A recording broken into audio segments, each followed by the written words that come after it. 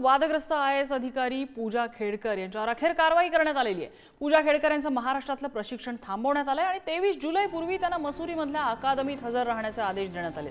राज्य सरकारच्या अहवालानंतर पूजा खेडकर यांच्यावर कारवाई करण्यात आली आहे। पूजा खेडकर प्रकरणात राज्य सरकारने 11 जुलैला सविस्तर अहवाल सादर केला आणि या अहवालानंतर ही कारवाई करण्यात आलेली आहे। देशाच्या इतिहासातली ही पहिलीच अशा प्रकारची घटना मानली जाते।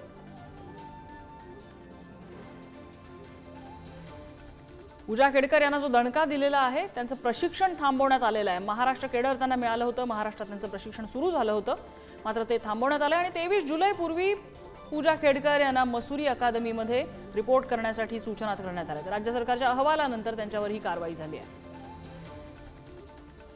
प्रशिक्षण सुरू असताना इतिहासातली खरं तर ही पहिलीच कारवाई आहे।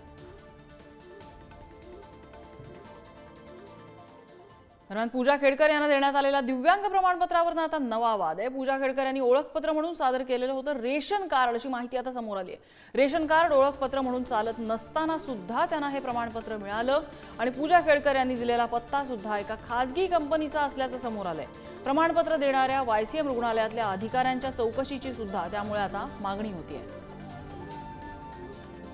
औंधला 23 ऑगस्ट 22ला त्यांनी अर्ज केला आणि 24 ऑगस्ट 22ला त्यांना पिंपरी चिंचवडवरून सर्टिफिकेट मिळालं।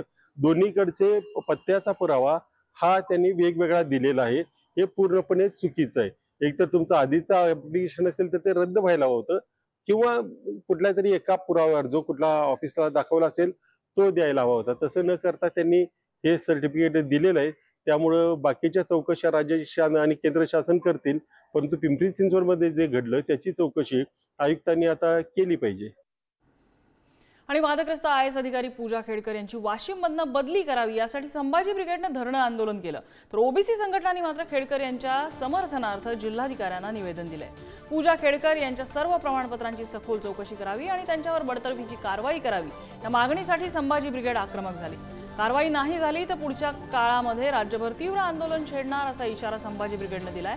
दरम्यान खेडकर यांना विनाकारण त्रास दिला जात असून त्यांना संरक्षण देण्यात यावं आणि या प्रकरणापासून राज्यात मराठा OBC समाजात तेढ निर्माण करण्याचा प्रयत्न होत असल्याचा आरोप OBC संघटनांनी केलेला आहे।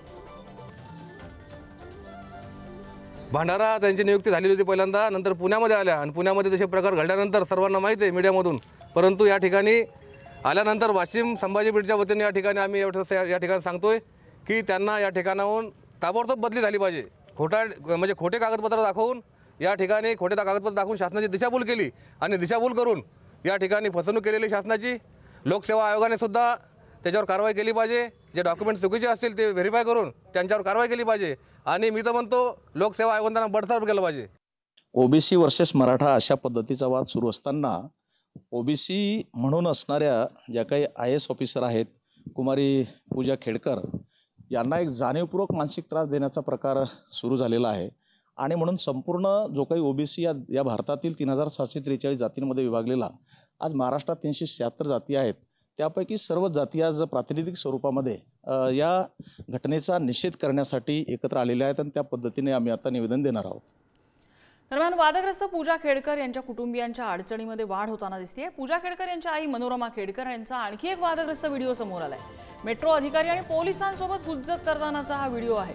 2022 मधली ही घटना असून पोलीस दलातल्या एका कर्मचाऱ्यानं हा व्हिडिओ समोर आणलाय।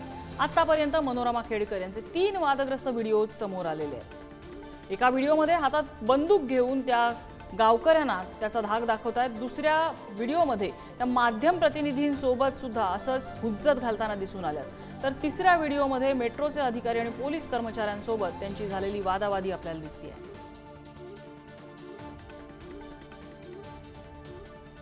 Thank you.